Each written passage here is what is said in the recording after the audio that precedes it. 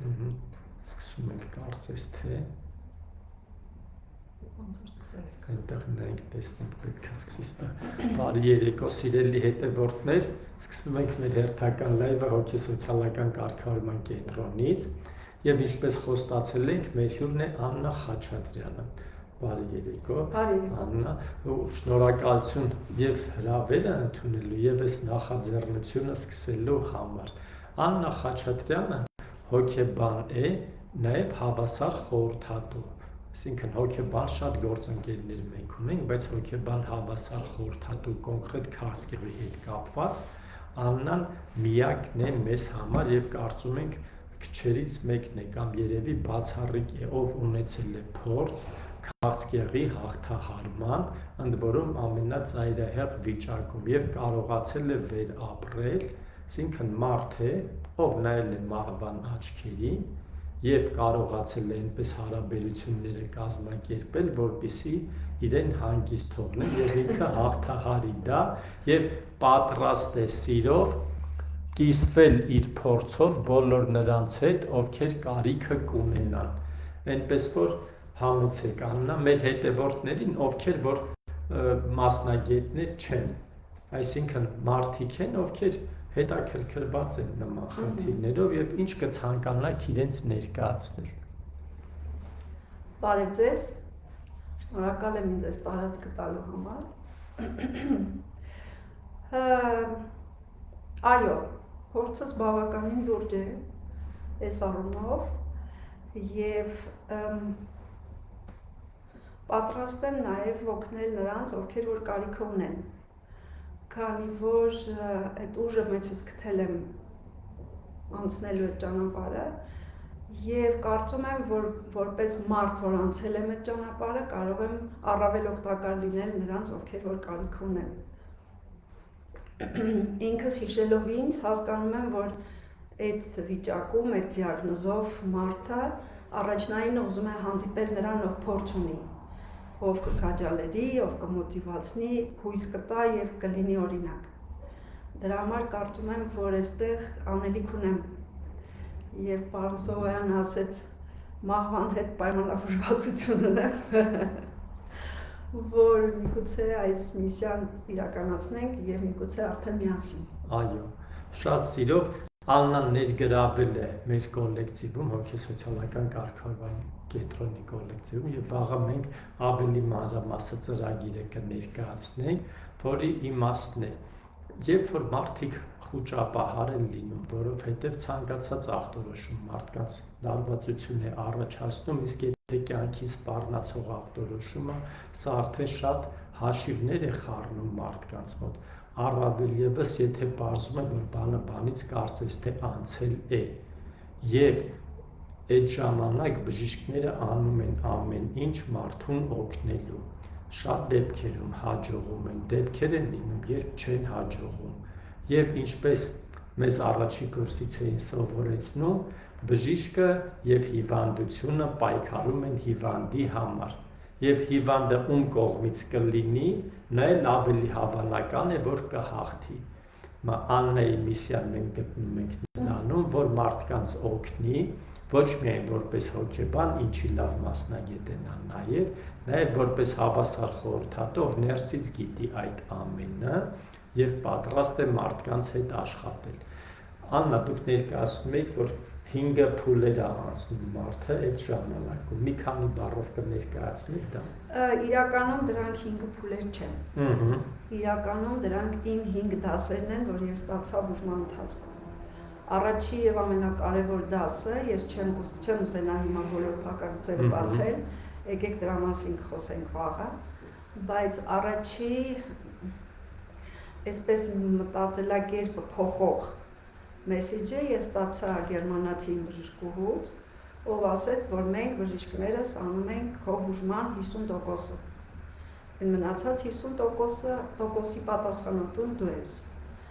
Եվ պատկերացումը, որ ընկել ես մի տեղ, որտեղ ամեն ինչ կանեն քեզ բուժելու համար, բայց իրականում իրանք էլ քո կարիք ունեն նույն ձևով, միանգամից մտածել տվեց։ Եվ այդ մտածելու հետ միասին ես սկսեցի հասկանալ ինչ նոր բաներ պիտի բացվեն իմ առաջ, էլ ինչ է սպասում ինձնից այդ հիվանդությունը եւ ինչ են ակնկալում բժիշկները ինձանից եւ ինչ պիտի անեմ ես ի վերջո ինքս ինձ համար։ Դրա մասին շատ կարեւոր է խոսել եւ այդտեղ արդեն խոճապը սկսում է նվազել եւ արթնանում է գիտակցությունը։ Մենք մեր վերնագիրը դրել ենք քաղցկեղը ճանապարհ դեպի ինքնագիտակցում, այո, այդ շատ կարևոր մոտեցում է։ Երբ որ սկսում է սեփական դերը, սեփական եսը, սեփական գիտակցումը, ոչ թե գիտակցությունը, այլ գիտակցումը, սեփական անձի եսի, ի ծառայություն դնել ի վերջո բուժմանը, ի վերջո ձեռք բերելու այն բացարձակ արժեքը, որի անունն է կյանքը։ Շատ լավ, այսինքն, երբ որ կյանքին սպառնացող իրավիճակ է ստեղծվում եւ ընդ որում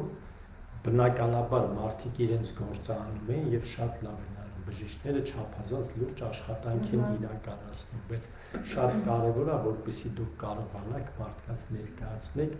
ինչ ներքին աշխատանք պետք է մարդը անի գոնե ընդհանուր գծերով, որպեսզի ինքն էլ կարողանա ինչ-որ ժամանակ հետո ասի այ ես էս վիճակում էի, հիմա արդեն ես վիճակում։ Ի վերջո կարելի է ամբողջ այս գործընթացը, այս պատմությունը, այսինքն հիվանդության պատմությունը եւ կարծում եմ այստեղ մենակ քաղցկեղը չէ։ Այստեղ մենք կարող ենք առաջ բերել ցանկացած կյանքին սպառնացող հիվանդություն։ Դա տրանսֆորմացիայի մասին է։ Դա միայն ֆիզիկական բուժումը չի։ Դա ինչ-որ մի հատ նոր փուլի բարձրանալու, ինչ-որ մի բաներ քեզ համար բացահայտելու։ Դեք շատ հաճախ լսում ենք, մենք մեր մտքի մի քանի տոկոսն ենք օգտագործում կամ մենք մեր հնարավորությունները չգիտենք։ Այսա մի հատ լավ հրավերա, դե հիմա ճանաչի քո հնարավորությունները։ Եթե կճանաչես, եթե կկարողանաս գտնել, ուրեմն նաև մի շատ կատարի։ Շատ լավ, այսինքն բախվելով նման իրավիճակի հետ ինչ-որ խնդիր է առաջանում հասկանալու։ Շատերը տանջվում են այն մտքից, ինչի հենց եկավ ինձ կպավ, ինչն եմ ես սխալ արել, էս էի անում կամ չգիտես ինչ-որ բաներ խոստանալ։ Դուք մոտավորապես ինչ հնարքներ եք կիրառում։ Հատուկ հնարքներ չկա, ուղղակի սկսում ես ճանաչել քեզ։ Ուղղակի ճանաչում ես այդ ես հասկացությունը, հոգեբանության մեջ այնքան տեսություններ կան տարբեր, թե եսը որն է, բայց գտնում ես քո այն իրականը, մի քիչ հոգևորը, խորքայինը, որտեղ չկա ոչ մի դիմակ, որտեղ դու ես քո առանց մաս մարմինը եւ այդտեղ ավելի անկեղծ բան չկա, այդտեղ մնում ես դու եւ այդտեղից արդեն ոնց որ հենվելով այդ պատկերացման վրա, արդեն սկսում ես գնալ դեպի առաջ։ Այսինքն հերիք չի մահվան հետ եք առերեսվում, մի հատ էլ ինքներդ ձեր հետ եք առերեսվում։ Առերեսվում ես ինքդ քեզ հետ, քո նոր ծնունդի հետ, որտեղ էլի եմ ասում ծննդաբերության ժամանակ մենք գիտենք ծննդկանի տանջանքները, եւ առանձին մանուկի տանջանքները։ Ստեղ այդ երկու տանջանքները միանում են քո մեջ։ Դու համ ծննդկանն ես, համ նորածինը։ Եվ այդ տանջարանների մեջ ստեղծված քո նոր եսը նոր կգտնի պատասխան մնացած բոլոր հարցերին։ Եվ այդտեղից արդեն սկսվում է վերակառուցում, վերաիմաստավորում, իրոք ինքնագիտակցում եւ այլ եւ այլ եւ այլ։ Շատ հետաքրքիր ձևակերպում արեցիք, գտնում ես քո նոր ես, այսինքն փոփոխվում է մարդը, դուք ասում եք տրանսֆորմացիայի է ենթարկվում։ Ինչքան հնարավոր է դա փորձեք ներկայացնել։ Չեմ կարծում, որ դա նոր ես է, դա այն եսն է, որը ծածկված է մեր կյանքի տարբեր դիմակներով։ Ես այսպիսին եմ, ես նեղացա, ես ուրախացա, ես երջանիկ եմ, ես չկամ, ես, հələ մի հատ տեսեք ինչքան կատեգորիաներ ենք մենք եսի բացում, բայց դրանց հետևում կա այն խորքային քո սյունը, հենց կապ չունի այդ մնացածի հետ, որը ամենաանկեղծն է, ամենաշիտակն է, ամենաանպաշտպանն է եւ ամենաանհասանելին եւ ամենաուժեղն է։ Այդ տենց ինքը շատ հարուստ է, ինքը շատ է։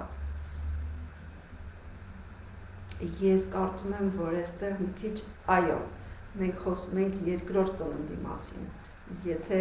կան մարդիկ, ովքեր աստվածաշնչյան ծանոթ են,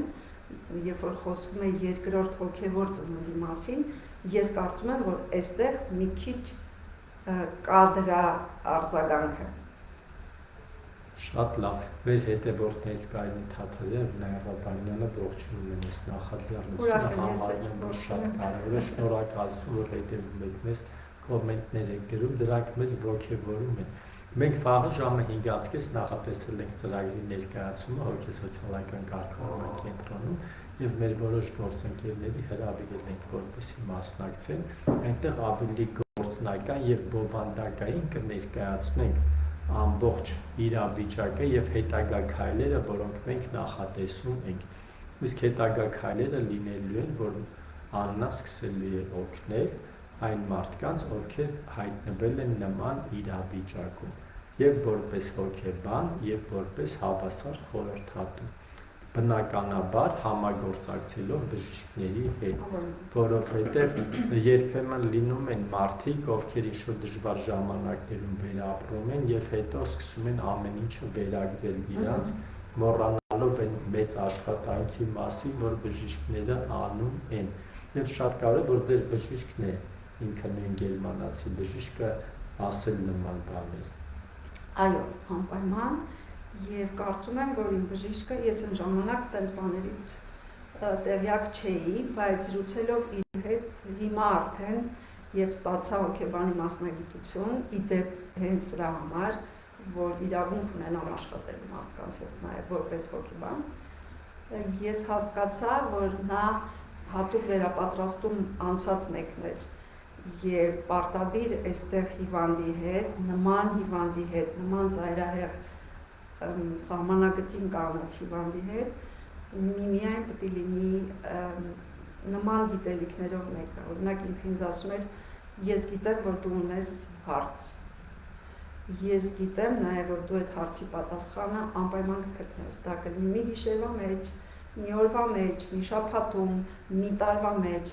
բայց սպասի այդ պատասխանին, դա անպայման կգա եւ դա շատ նոր բացահայտումներ կտա քեզ։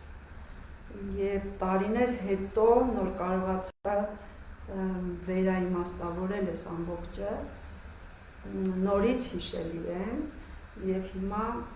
կարող եմ փոխանցել իրեն, որ դոկտոր Մայսները ես կթային պատասխանները։ Շնորհակալություն Աննա, մենք հիացած ենք Աննայի ուժով, Աննայի մոտեցման տրանսֆորմացիայի հնարավորությունով, որը քիչ մարդիկ կան, որոնք կարողանում են, շատերը միանգամից կոտրվում են եւ երբ որ հանձնվում են, արդեն էլ շատ դժվար է իրանց օգնելը։ Եվ շատ լավ է, որ բոլոր տեղերում եւ Հայաստանում եւ Գերմանիայում օնկոլոգները ներգրավված են այս process-ի մեջ եւ իրենք որոշակի աշխատանք տանում են հիվանդների հետ։ Իհարկե շատ դեպքերում լինում է, որ բժիշկը զբաղված լինելով իր ամենօրյա գործով չի հասցնում հիվանդների հետ աշխատել։ Մենք իհարկե ծրագրի ընթացքում պայման կապահովենք, որպեսզի եւ հիվանդների հետ աշխատվի եւ եթե մեր գործընկերները կուզենան, իրենց համար նույնպես կկազմակերպենք որոշակի դասընթացներ հիվանդության ներքին պատկերը տալու, որովհետեւ մի բան է, երբ որ մենք շփվում ենք միայն մարդկանց հետ, իրանց հետ բժիշկ հիվանդ հարաբերություն է լինում։ Մի բան է, երբ վերապրած մարդը իր տպավորություններով է արդեն կիսվում, ընդ որում ոչ միայն վերապրած, այլ հաղթած։ Այդ պարտադիր է։ Ի վերջո բժիշկը մի քիչ իր մասնագիտությունից ելնելով, իր կոնտինգենտից ելնելով, մի քիչ պիտի սառնասիրտ եւ դիստանցիրված լինի, հա, ոնց ասում են։ Եվ այստեղ շատ բժիշկին էլ է շատ ոգևորում այն հիվանդը, որը որ քայլ անում դեպի իրեն, որը որ պայքարում է, որի մեջ կյանքը ապրում է, եռում է, ես գիտեմ, որ տենց է։ Եվ կարծում եմ, որ այնտեղի բժիշկին էլ հաճելի էր իմ հետ շփվել, որովհետև ինքը տեսնում էր իմ մեջ այդ պայքարը։ Եվ դրա համար մենք բժիշկներին չենք կարող մեղադրել, այդ իրանց կյանքն է, իրանք օրվա մեջ բախվում են մահվան հետ եւ սովորում են դրան, բայց համագործակցությունը այստեղ շատ եւ շատ նորից եմ ասում կարևոր է։ Շնորհակալություն Աննա, մենք արդեն սկսենք ամփոփել, ավելի շատ վաղը կխոսենք, ավելի ոնց որ ասած ծրագրային, ոչ թե լայվային ձևաչափով, ձեր հիմնական ուղերձը մեր հետ է։